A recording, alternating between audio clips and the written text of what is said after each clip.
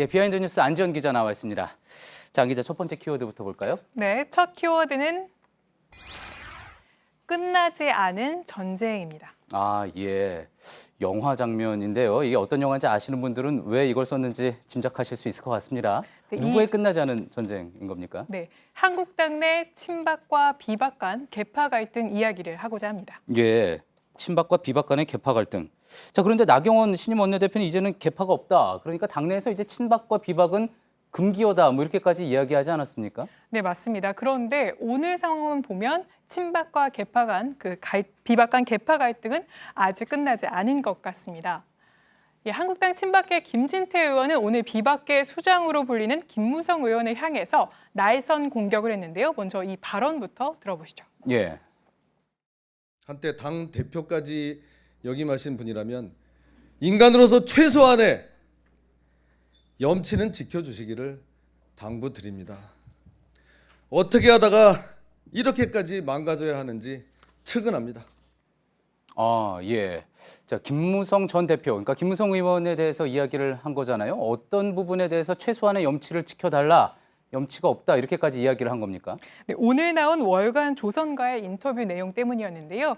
김무성 전 대표의 인터뷰 내용인데 보시는 것처럼 이 친박 의원들의 이렇게 실명을 거론하면서 예. 친박 핵심 중진들이 박근혜 퇴진을 청와대에 건의했고 또 태극기 집회에 참석했던 김진태 의원조차도 이 탄핵을 가자 이런 탄핵을 찬성하는 주장을 했다 이렇게 밝혔습니다. 예.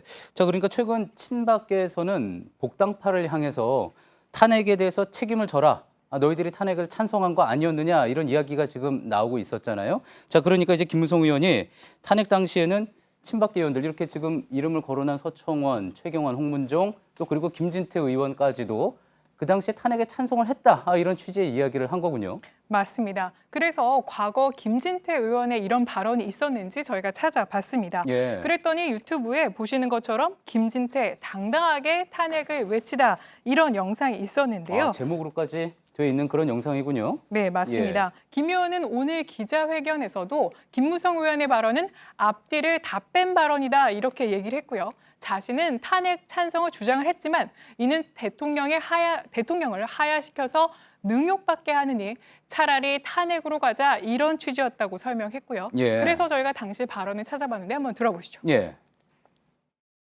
그게 헌법재판소에서 탄핵 의견이 되겠습니까?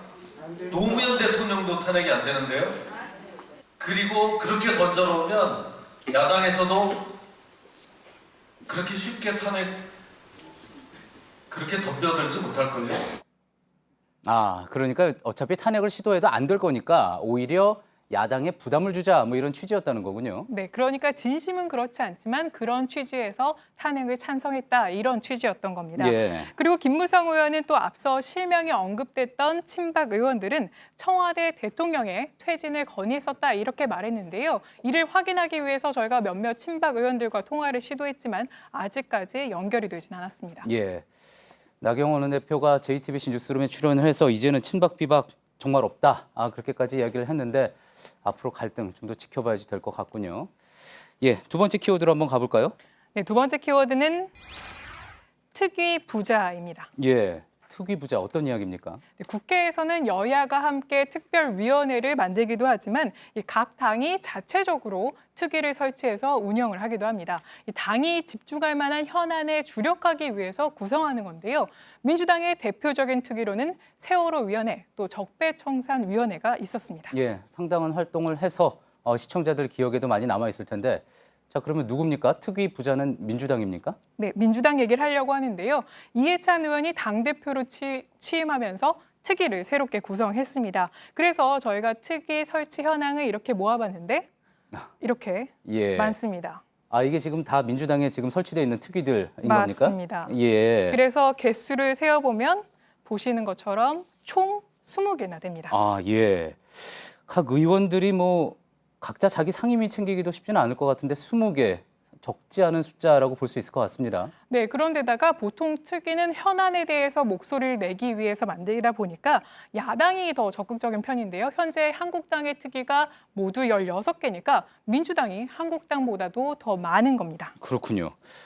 한국당도 16개, 적지 않을 것 같은데 하지만 어떤 현안에 대해서 집중적으로 살펴본다라는 취지로 보면은 이렇게 특위가 많은 것 뭐 문제가 있다고 볼 수는 없지 않겠습니까? 그렇습니다. 하지만 문제로 꼽히는 거는 가시적인 성과를 내거나 그런 성과가 기대되는 특위가 별로 보이지 않는다 이런 점이 꼽히고 있는데요. 예. 대표적인 게 아까 그 20개 명단 중에서 사회통합형 일자리 특별위원회가 있습니다. 이달 5일에 구성된 건데요. 이 특별위원회는 보시는 것처럼 광주형 일자리를 전국적으로 확산하기 위해서 특위가 구성된 건데 광주형 일자리 자체가 무산되면 협약이 일단 무산되면서 특위 자체는 지금 붕 떠버린 상황입니다. 그렇군요. 이렇게 특위가 많고 또 붕 뜨는 특위가 발생하는 것에 대해서 당내 의원들의 반응은 어떻습니까? 물론 찬성하는 의견도 있지만 비판적인 의견이 대부분이었습니다. 보시는 것처럼 한 의원은 이렇게 얘기했는데요. 예.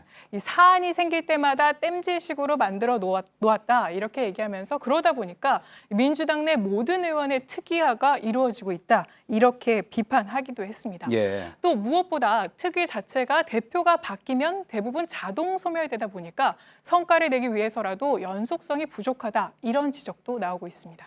여러 특위들의 내실을 기하기 위해서 한 번쯤 되짚어볼 필요가 있어 보이는군요. 잘 들었습니다. 비하인드 뉴스 안지현 기자였습니다.